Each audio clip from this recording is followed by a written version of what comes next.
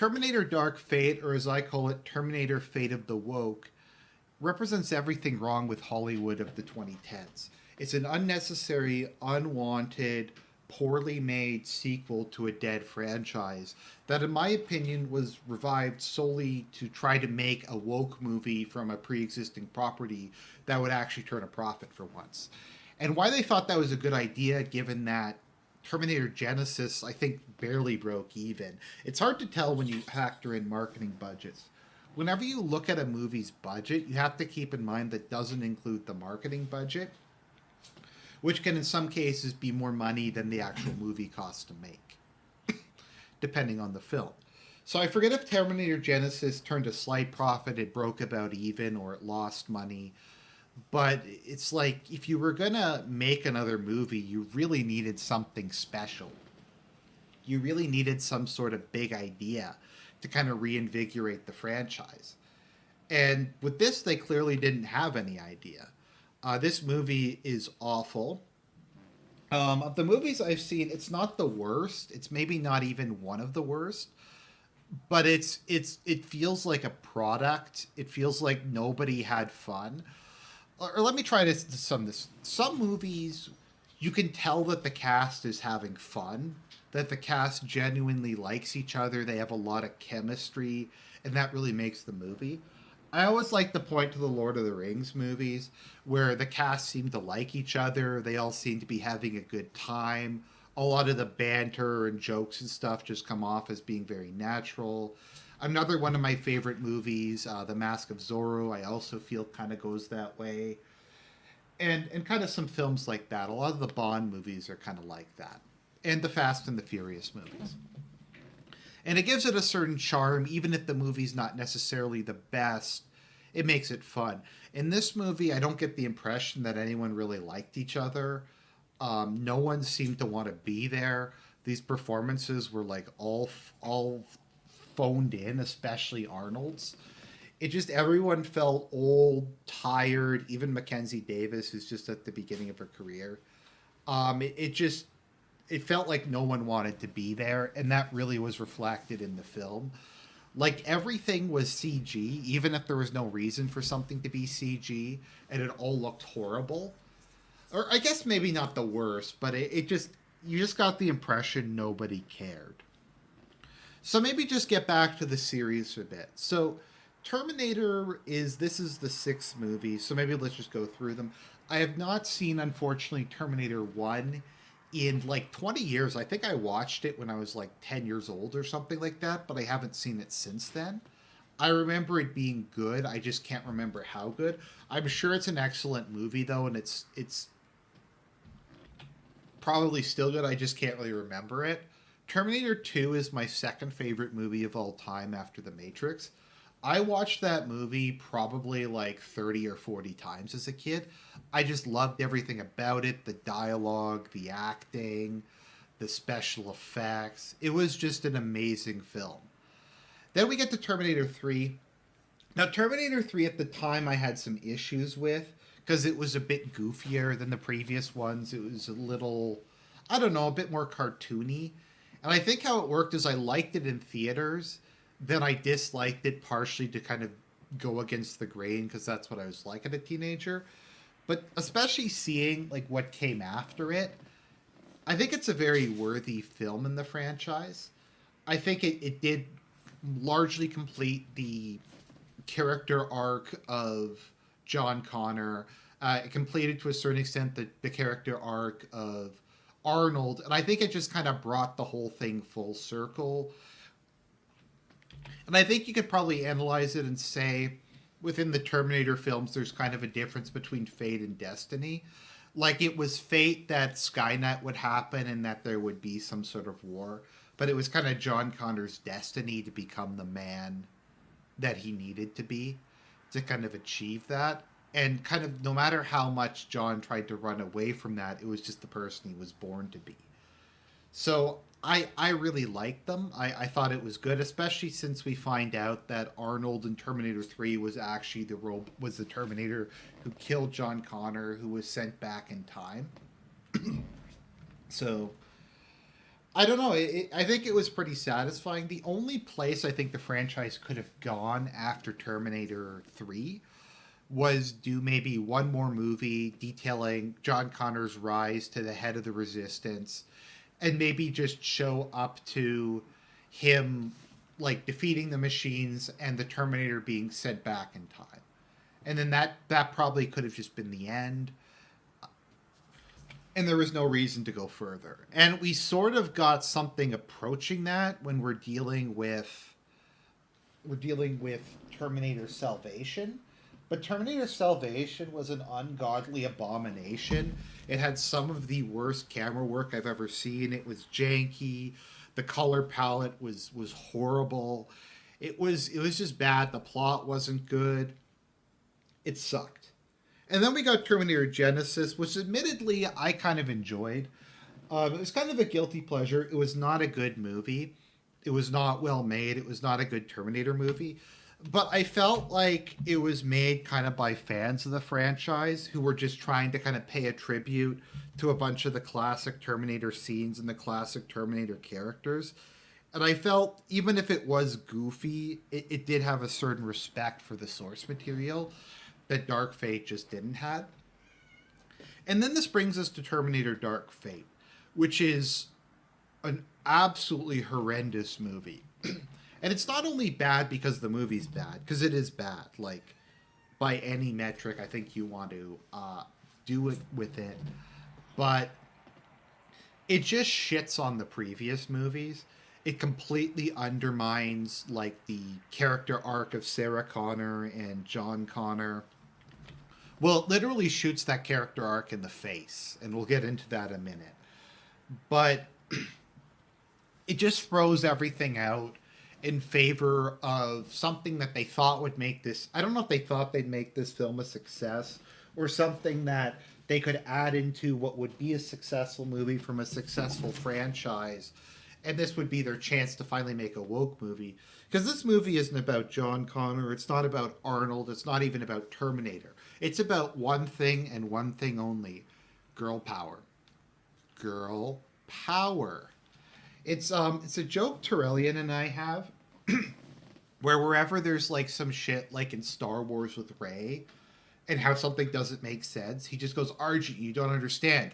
Girl power. That's all you need to know. And that's what this movie is. This movie is absolute and total garbage. This movie like actively makes me angry. So let's go into detail about why this movie sucks, shall we? So at the beginning of this movie, it turns out that this movie took place after Terminator 2. Terminator 3 never happened. It's been physically removed from the timeline. It's gone.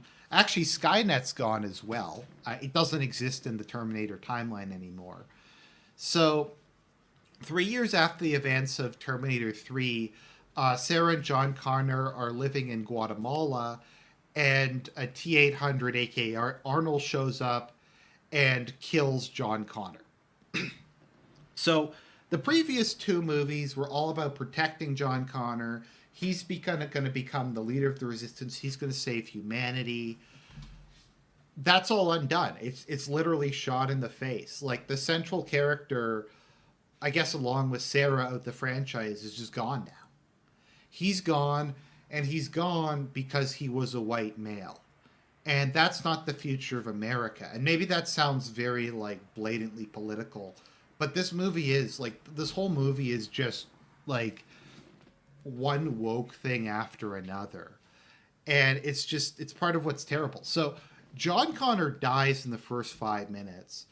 So that sucks. By the way, I didn't even want to watch this movie. A friend of mine was like, we got to watch this film, Argent. It's going to be shit. We have to endure this. And I'm like, okay, fine, we'll watch it. So that happens. Later on in this film, we find out that Skynet does not exist anymore.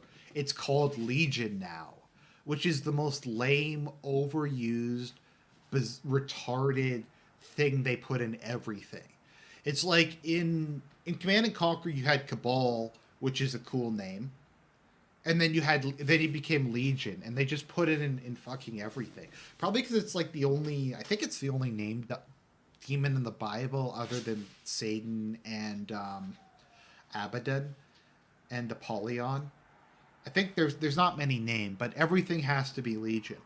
And when what's her name comes back in time, Mackenzie Davis comes back in time. She says, "Oh, it doesn't. Skynet doesn't exist anymore. The previous couple movies didn't happen. Whatever." So the main character of this film is Danny, or as I called her, Donnie. So basically, this movie was shit, but because the main character's name was Donnie, I just did a fake Jon Snow, like a horrible fake Jon Snow accent throughout it. It kept going, "She's my queen. I don't want it." And then I was just doing jokes like, "We're falling off a cliff, Donnie. Call Drogon. Call Drogon to save us." And that made it slightly more tolerable. So there's a new Terminator, the Rev 9. So the Rev 9 is basically the Terminator from T3. So it is a liquid Terminator on top of a metal exoskeleton, kind of like what the Terminator was in T3. But I guess the kind of interesting thing is it can fully separate. So the exoskeleton can, or I guess the metal skeleton can separate from the liquid part of the Terminator, and they can fight separately, which is kind of cool. I mean, that might be the only kind of good thing about that. It's kind of an interesting twist. Like, I'll give it that one thing. I mean, we had the first Terminator, which was cool. We had the liquid Terminator, which was amazing. Then we had the kind of combo Terminator, and that was fine. So, I mean, it's maybe the least bad aspect of this movie. So, unlike the liquid Terminator, he has to absorb people in order to transform into them. So, we're treated to our main character, Donnie, and her brother go to work at like some industrial assembly plant because they're in. I think they're supposedly in Mexico City. I thought they were more in Juarez, the plants across the border. But whatever. So they go to the plant, and it turns out her brother's been replaced by a machine. I don't know why. Somehow this is America's fault. I don't know how this is America's fault, but it is. So, like, the outsourcers have been outsourced. I don't really get what the point of it is. But the Terminator shows up, and to the film's slight credit, he's a Hispanic man. Like, I guess they didn't want to go quite as much with the, like, white people are evil thing, although they do make some jokes about that throughout this movie. So, at the assembly plant, the Terminator, I'll just call it the Rev, because it's the Rev 9, just because there's multiple Terminators in this movie. So the Rev 9 shows up and begins to just kind of shoot everything, or I guess kind of take everything down. And then Mackenzie Davis's character shows up, and she turns out that she's Grace. So she is not a Terminator, but she is an augmented human.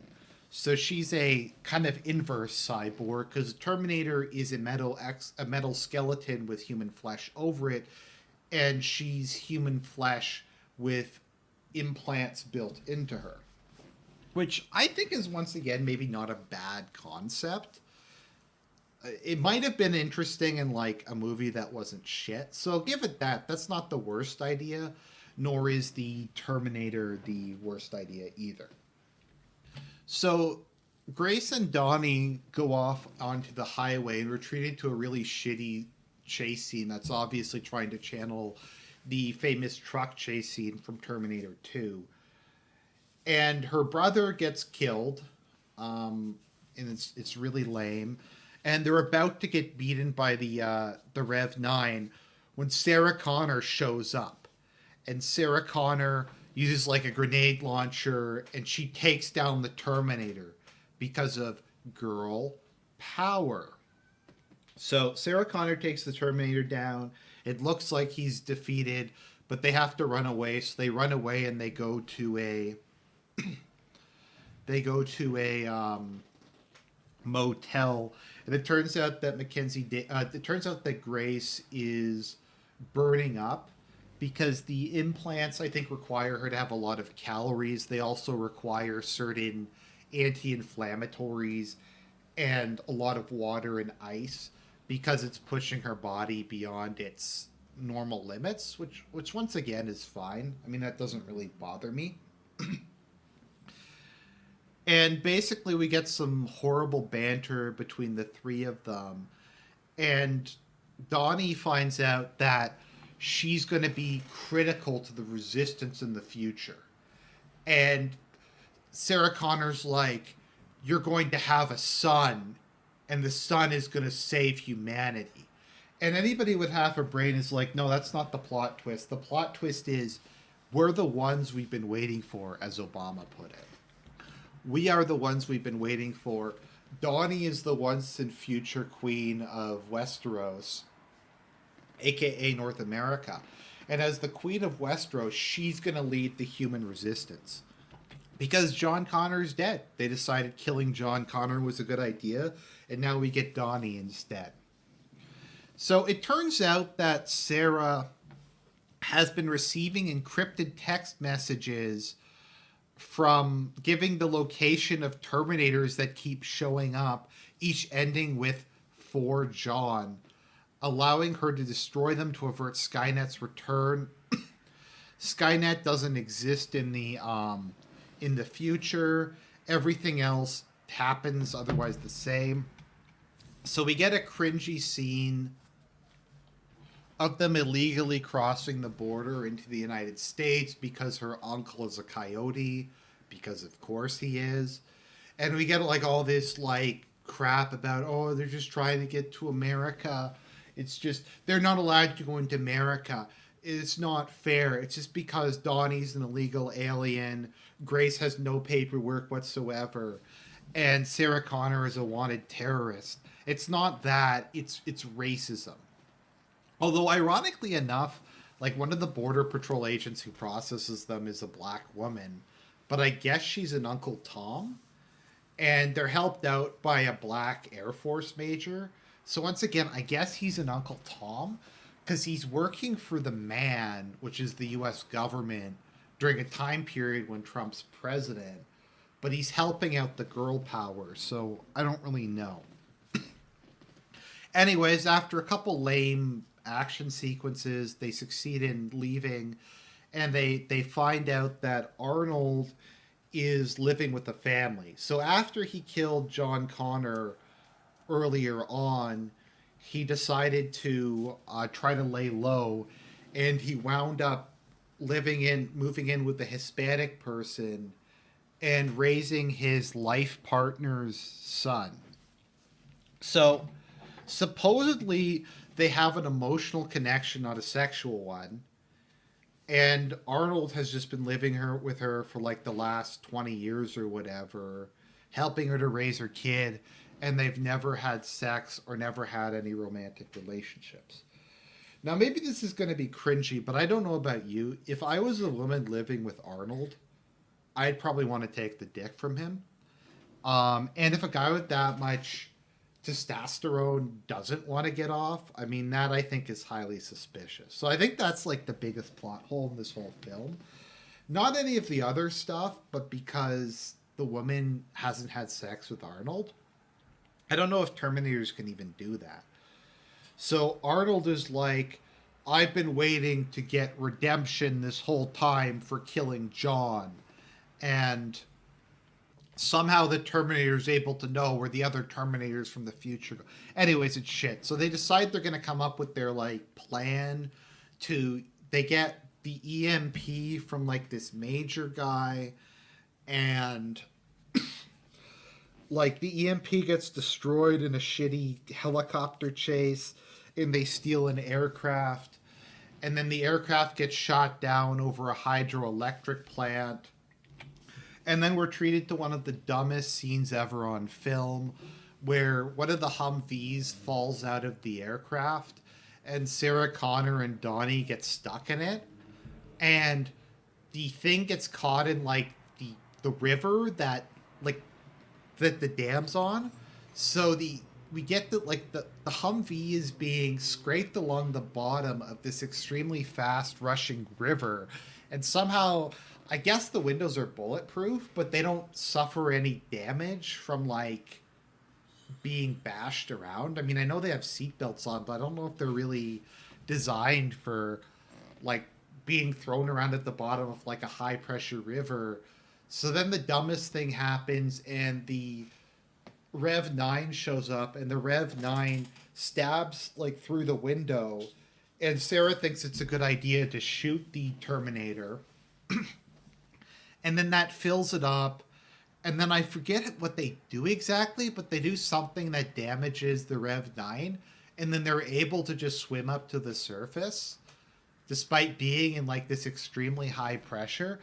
Like, I don't know, it's like being able to swim like properly under Niagara Falls. It doesn't make any sense to me, but I guess that's just kind of the way it is. Or something like that. So they get out, and then we have like oh, sorry, I forgot to point out that they how much they cuck Arnold in this movie. So he says, "I told my wife, my emotional support partner, that this time I won't be back." And there's like a scene where he's gonna put on the glasses and like the leather jacket, and he just doesn't, because he's like old and pathetic, and he's a cuck now. And a big part of this movie is he's the white male, he's the macho man. We can't have that anymore. We need girl power instead. Girl power is the only thing that can defeat the Rev 9. Arnold can't do it anymore. So that happens. So they get into the hydro plant. We have another long, shitty scene where Mackenzie Davis tries to kill the Rev 9 with like a chain. I don't know how she thought that was going to work. And eventually they're able to like kill the Rev 9 by shoving it into one of the turbines, and that somehow kills it. I don't get how that would kill the endoskeleton. I don't know how that would kill like the liquid part of it, but it somehow kills the liquid part of it, but the endoskeleton partially survives. So Grace dies because of reasons. I think she gets stabbed. And as she's dying, she's like, "You have to take my power source, Donnie. You have to do it. It's you got to take it. You have to defeat the Night King by stabbing him with the Valerian steel dagger." So because this is like taken from Terminator 3, because in Terminator 3 the like climax of the movie is they've done immense damage to the rival Terminator in that movie, and Arnold takes out his power cell, which is an atomic battery, and he jabs it into the other Terminator and says, "You are terminated," and it's really badass. So that happens here, where Arnold, in his last like bit of strength, holds the Rev 9 down. Well, Donnie stabs it with the like the power core, and that creates like an EMP pulse. And then Arnold throws himself into a pit, and he deliberately grabs onto the Rev 9 so the EMP will kill him as well, because he feels guilt for John Connor. And then so Grace is dead. Arnold's dead again. The Rev 9's dead, and Sarah Connor is going to take her under her wing and train her. So they go off for more girl power. So I tried to do like the best that I could to try to explain just how shitty this movie is. It's kind of difficult because I skipped over how boring it is. There's nothing like interesting. Like in Terminator 2, you had all these like scenes where John Connor was teaching Arnold like how to be human. You had scenes where Sarah Connor was breaking out of the mental asylum. You had cool stuff with the liquid Terminator. You had the like attacking the Skynet or Cyberdyne, I guess it was, headquarters. You had all this like really interesting stuff that went on. And none of that happens in this movie. It's just boring chase scene after boring chase scene with no stakes, with characters you hate. Like they just like we brought Linda Hamilton back, and that's got to be worth something because remember she was the strong, empowered woman in Terminator 2, so she's going to be tough now. And it's all this film does is it just shits all over a great film franchise even more than the others did. Because don't get me wrong, like Terminator Salvation sucked, and Terminator Genesis was a clusterfuck. But I don't think either of them was made to deliberately destroy the original in the same way that this film was. Like, don't get me wrong, Terminator 3 has its issues. It's not the masterpiece the first two were, but it was still a good, solid, like, 8 out of 10 that I think, like I said, completed John Connor's character arc. So, this movie is complete and total garbage. Don't watch it. Don't even hate watch it. It's shit. It's fucking a terrible, terrible movie. So I hope you enjoyed the review so you don't have to watch this movie. God bless, and more content to come real soon.